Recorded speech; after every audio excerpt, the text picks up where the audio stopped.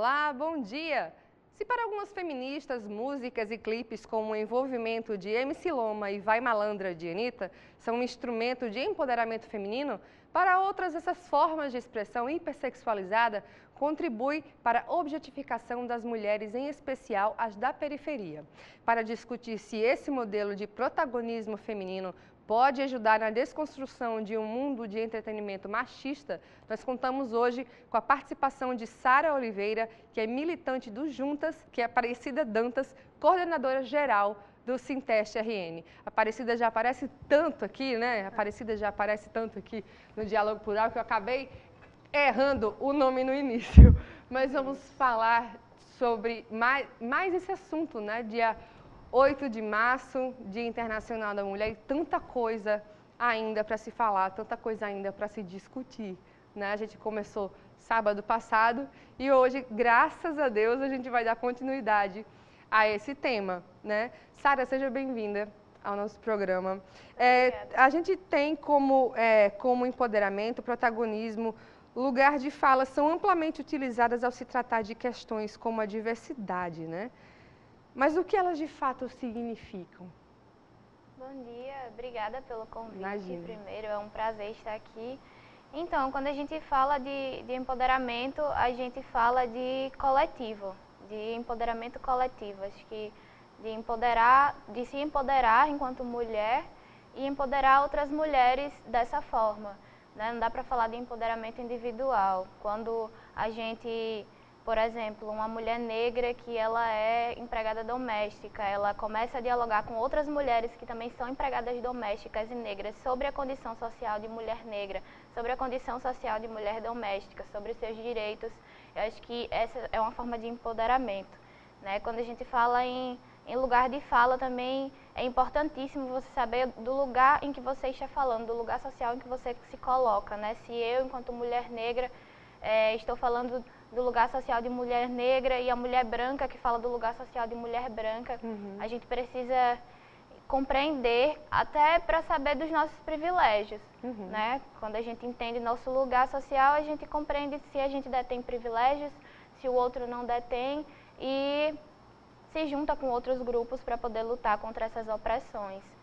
E acho que a sacada do empoderamento mesmo é o protagonismo feminino, né? Uma das sacadas é promover o protagonismo feminino.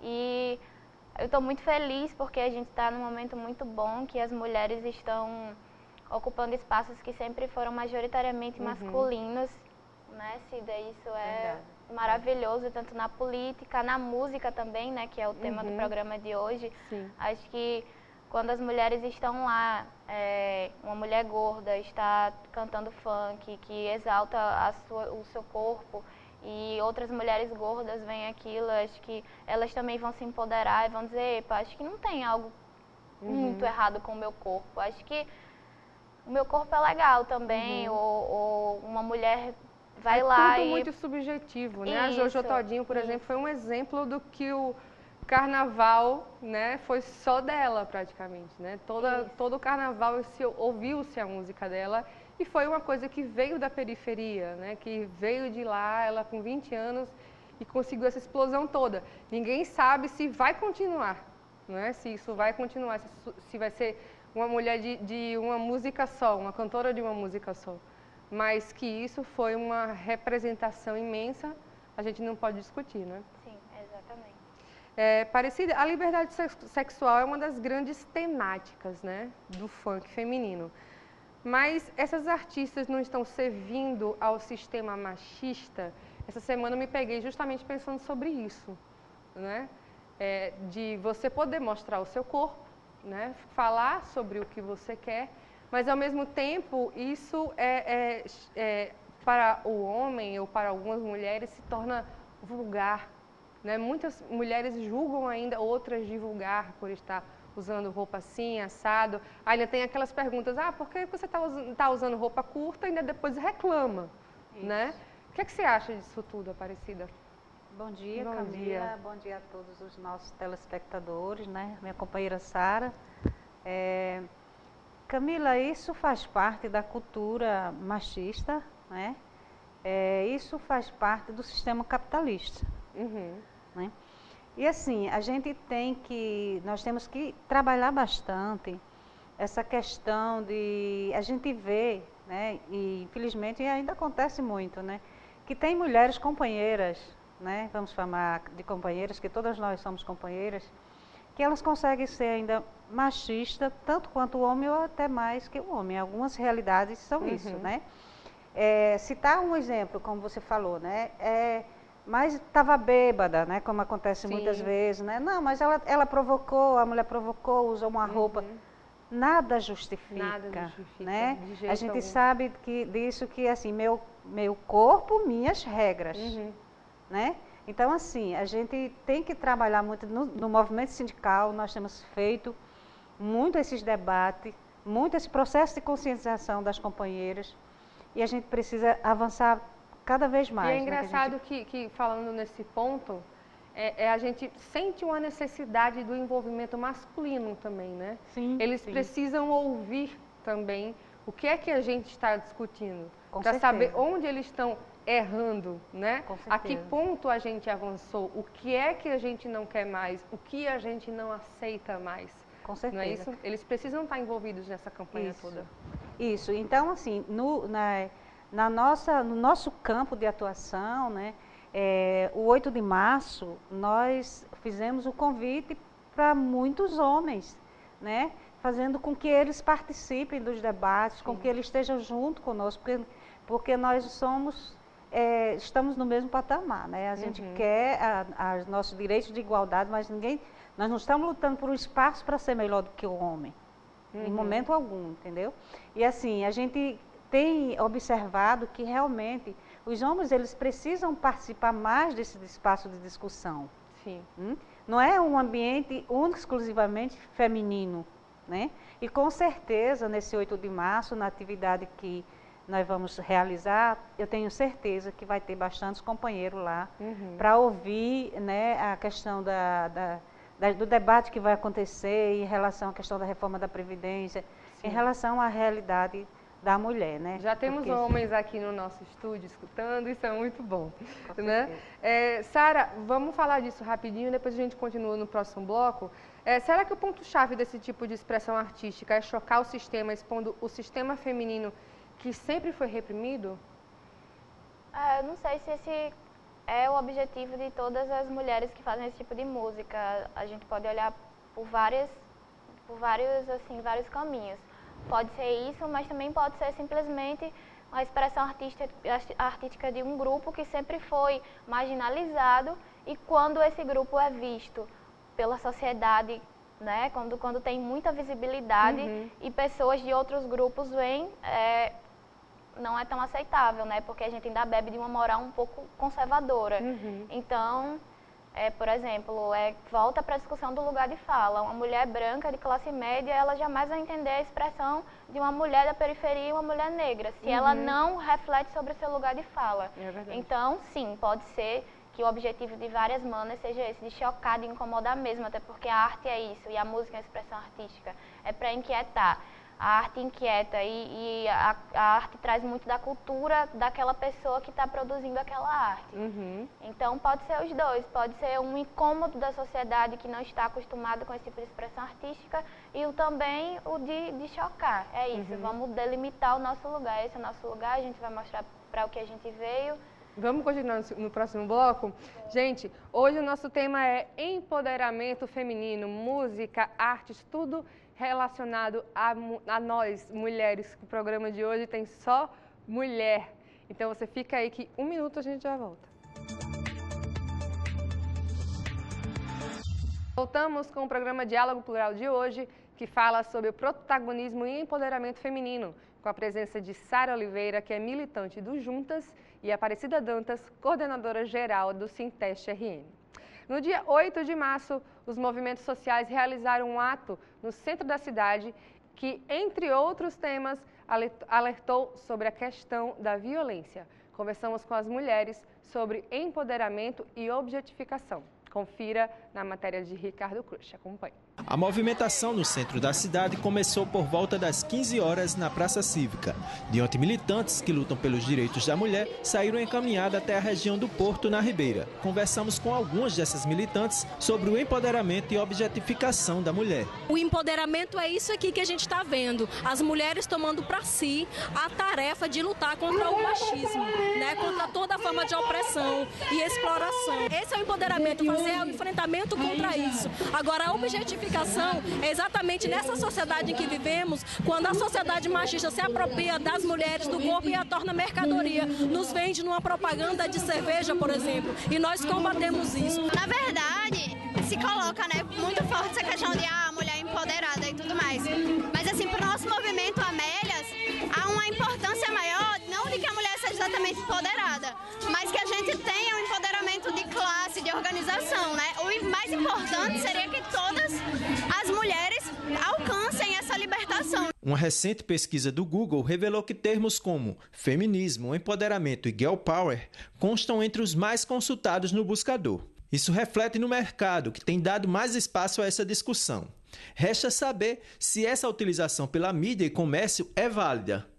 Olha, a mulher historicamente lutou e luta, né, para entrar no mercado de trabalho, para ter direitos iguais, tempo de trabalho igual e salário igual. Portanto, os espaços que nós ocupamos, seja na mídia, seja participando na teledramaturgia, nós achamos importantes, porque tem a ver exatamente com a entrada no mercado do trabalho. No entanto, a gente sabe que isso se dá de forma muito desigual. Apesar de nós desempenharmos os mesmos trabalhos que os homens, ainda não temos um reconhecimento e temos salários menores. Se coloca muito, né, na mídia a mulher empoderada e muitas vezes é um empoderamento pelo padrão, né, de consumo, de beleza, enfim, de mais riqueza, mas que isso não diminui o significado da luta. Porque esse movimento aqui na rua, porque é uma necessidade, porque o governo, na situação que se encontra, ele não está dando respeito à mulher, que a mulher merece, por isso que ela tem que ser empoderada, ela tem que ter valores, ela não está sendo mais valorizada.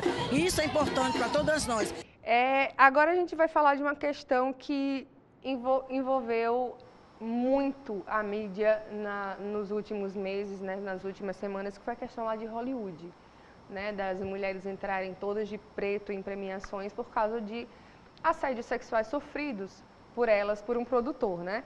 Então, foram anos, né, de silêncio. E o foco de um escândalo de abuso sexual. Atrizes, diretores, produtores aderiram à campanha, foi o Time's Up, foi o tema, de combate ao abuso sexual no ambiente de trabalho. E qual a relevância de ter debatido e expor o ambiente dessas grandes corporações? Né? Porque a gente viu ali que o fato teve, né? As mulheres falaram tudo mais sobre o que aconteceu e entraram de preto. O que é que isso representa, né, de fato? O caso de Hollywood é importantíssimo, assim, a exposição que as mulheres deram ao caso, a cobertura que a mídia deu, é importante porque mostra que o tempo do silenciamento acabou, a gente não vai mais aguentar assédio, a gente não vai mais aguentar violência calada e a gente precisa de apoio para isso. É bom, né, maravilhoso, porque teve uma visibilidade grande e mulheres talvez de outras classes sociais e tal, até se sentissem, até de certo ponto, se sintam um pouco mais seguras para denunciar. Foi uma visibilidade mundial, né? Mas de repente você não acha que todo aquele glamour todo, de repente não bateu nas mulheres, vamos supor, de periferia ou alguma coisa do tipo? É isso que eu ia falar, né? Assim, a gente sabe o porquê que teve essa cobertura toda, porque são mulheres famosas e etc. E, enfim, mas quando a gente vai para a realidade de mulheres da periferia, onde elas não são assistidas, onde não tem políticas públicas que as resguardem caso elas vão denunciar, nem a segurança de denunciar elas têm, porque quando elas vão denunciar qualquer tipo de agressão, principalmente agressão doméstica, elas são humilhadas nas delegacias, né, pelos policiais, enfim. Aí elas acabam ficando refém, né, desse sistema machista, ficam refém porque às vezes não têm emprego e precisam do marido para sustentar a família, porque tem os filhos, e entra nesse ciclo vicioso. Então a gente precisa começar a observar as coisas, né, sempre com esse recorte de classe e de raça, né? Teve toda essa visibilidade com as mulheres de Hollywood, mas foram as mulheres de Hollywood, eram atrizes, eram mulheres famosas, mas quando a gente vai para a periferia, a coisa muda totalmente de contexto, né? A sociedade é bem mais gritante. Ignora, as pessoas dizem que as mulheres inventaram, tiveram vários casos de estupros coletivos, né, de meninas e as pessoas, elas duvidam da veracidade. Ou quando não duvidam, põem a culpa na vítima, o que é muito pior, né? Isso é bem triste. E Cida, aproveitando isso, como é que você observa essa nova geração de meninas na militância? Elas estão vindo com a garra maior, como a gente costuma dizer, com sangue nos olhos, realmente, para tentar mudar esse cenário que a gente tem aí? Com certeza, né? É um ponto super positivo, né? Exemplo daqui está aí. A companheira das Juntas, né, que é um coletivo de juventude que chegou, né, e está fazendo e faz o trabalho muito bem feito, né, o trabalho de conscientização, principalmente atuando também dentro da universidade, que isso também é importante, né. E assim, é uma geração que está vindo, que faz com que a gente acredite cada vez mais que dias melhores virão, né? Porque como o empoderamento que a gente defende é que todas sejamos iguais, né? E assim, eu acho que o trabalho que a gente faz, né? Eu falo que enquanto sindicalista, enquanto mulher também, que já estou no movimento há mais de 25 anos, né? Porque eu entrei no movimento, eu fazia universidade, né? Eu cursava a graduação. Faz tempo já que eu terminei, né? Enfim. Esse trabalho que a gente faz de conscientização, né, de mobilização e organização das mulheres, ele é muito importante, né? E a gente precisa das novas gerações, né? A importância do envolvimento das novas gerações é fundamental, porque são os jovens, né, que são o futuro do país, que estão aí para dizer aqui vieram, para renovar essa luta, né, que a gente tem, né? Porque assim, a gente vai... né? Com o passar do tempo, a gente também vai cansando um pouco, mas mesmo assim a gente vai. E nós precisamos dessa juventude aguerrida, né? Nas ruas. Entendendo, né? Entendendo o feminismo, entendendo o que é o empoderamento da mulher, né? Para que a gente tenha uma sociedade realmente mais justa, mais igualitária, né? Onde os nossos direitos realmente... Eles se concretizem. Entender mesmo o feminismo, né? Porque muitas pessoas confundem, né? Eu, por exemplo, estou aqui vestida com essa roupa toda, né, menininha, como diz a Ivete Sangalo, toda menininha, e de repente diz, não, você não é uma feminista, porque feminista não precisa disso tudo. Isso não tem muito a ver, né? Tem a ver com a questão de salários iguais, né, de direitos iguais, esse tipo de coisa, porque até anatomicamente somos diferentes, não é isso? Verdade. Sara, o feminismo sempre teve uma forte base dentro de ambientes acadêmicos, né? Mas como é que você, na sua visão, a inserção da mulher que vive na periferia ao movimento feminista? Assim, por herança de um período escravocrata, né, que o Brasil passou, as mulheres negras ainda são minorias nas universidades, né, por falta de políticas públicas mais certeiras que possibilitem o acesso de mulheres negras e homens negros também na universidade, elas ainda são poucas. São maravilhosas as que tem lá e produzindo, como a Djamila Ribeiro, que é uma acadêmica que está produzindo textos maravilhosos sobre feminismo, filosofia, mas ainda são poucas. Então, o feminismo na academia ele ainda é muito branco, ele ainda é muito classe média. Então, para o feminismo da classe média poder abraçar as mulheres negras da periferia, é impossível, não dá. Então, as mulheres da periferia, para se inserirem, né, nesse feminismo, não tem por onde. Por isso, a importância do feminismo negro, que vai atender as demandas e vai entender o lugar social da mulher negra, né? E tem uma autora maravilhosa que é Angela Davis, também trata de feminismo, de raça e de classe. E aí, as mulheres negras acabam tendo contato com o feminismo, quando não pela academia, como eu tive a oportunidade de ter, mas quando não pela academia, pelos movimentos sociais, que é o que o coletivo que eu milito juntas se propõe, a levar um feminismo negro e classista para as mulheres da periferia, né?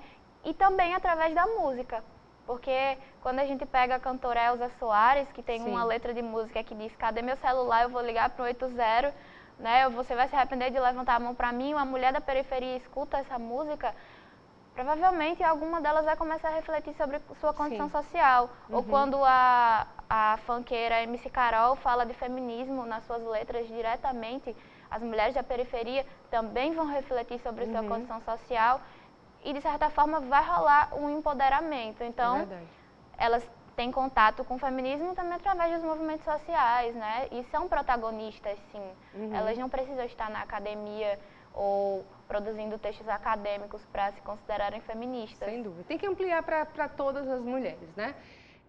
Hoje nosso tema é empoderamento feminino. Vamos falar disso várias semanas, mas fica aí que a gente volta no próximo bloco. Um minutinho. Voltamos com o último bloco do nosso Diálogo Plural, hoje falando sobre protagonismo e empoderamento feminino, com a presença de Sara Oliveira, que é militante do Juntas, e Aparecida Dantas, coordenadora geral do Sinteste RN. Gente, vamos tentar encerrar esse assunto, né? Mas próxima semana vamos falar mais sobre nós, mulheres. Pedi aqui no programa e fui atendida. Muito obrigada ao pessoal da produção e direção do Sinteste, mas vamos lá tentar finalizar esse assunto hoje. Aparecida, a publicidade tem aos poucos adotado temas que antes eram exclusivos de movimentos sociais, né, como diversidade sexual e o feminismo. Uma marca de bebidas anunciou que não usaria mais mulheres em trajes menores em suas campanhas. O que você acha dessa tendência, né? Porque anos atrás, né, todas as propagandas de cerveja, por exemplo, eram com mulheres de biquíni e tudo mais, e tem mudado aos poucos. As empresas aos poucos estão aderindo. O que é que você acha disso?